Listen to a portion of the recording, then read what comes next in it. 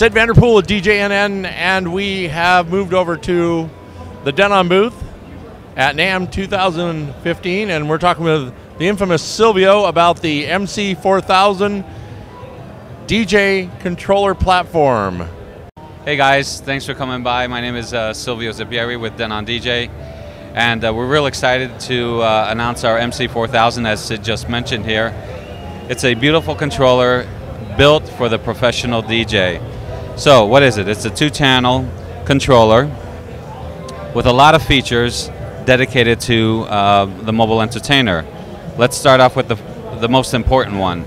Right here in the corner is the microphone section. We have a discrete amp circuit here that supports 2 independent microphones.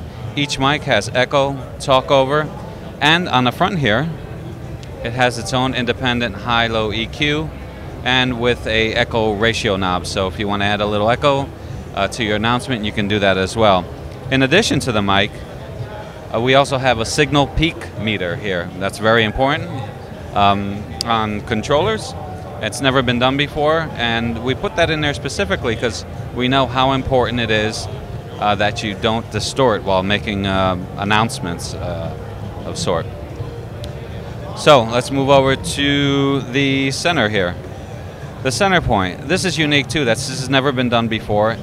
Unlike most controllers that have the pads, the 4x4 pads with all the functions on it, we actually separated the sampler in its own section here.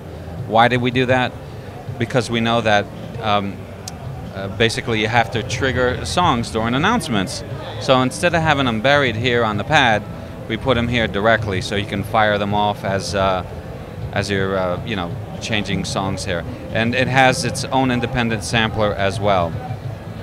5-inch jog wheels, touch-sensitive steel jog wheels, 100mm pitch slider here. And then let's get to the fun stuff. So up here is all the effects controls with on-off and looping controls. So we have auto looping, and you can shorten it or lengthen it ×2, re-loop or exit. And down here, they look like 4x4 pads, but they're not. So the top row here just focuses on hot cues and hot loops. Again, essential things that the mobile DJ is looking to do. And underneath it is your standard shift, sync, cue, and play button. On the front panel here, we now offer 2 headphone jack connections. So of course we've always had the 1/4-inch, and now we have the 1/8-inch. Very strong mic, headphone amp and cue pan here, and split cue, which is great if you need a monitor and you want to hear the master in one ear and cue in the other ear to do a beat mix. Let's go over to the back, and we'll tell you more about the inputs and outputs.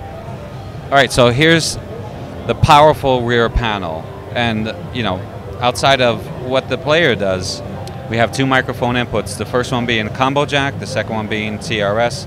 They both support balanced or unbalanced microphones. We have an aux input for that time that somebody comes up to you and says, hey, you want to play this off my phone or iPad or something like that, or if you want to have a backup CD player, aux input with its own control volume on the top panel. Unbalanced master out as well as balanced out. So this goes to your powered speakers, obviously, and unbalanced is a feed for your video guy. So we thought of that too. The video guy needs direct sound. In addition to that, which is really odd on this type of controller, is we offer a stereo mono switch for the folks that want to play in mono. Moving over here, we do offer a booth output as well.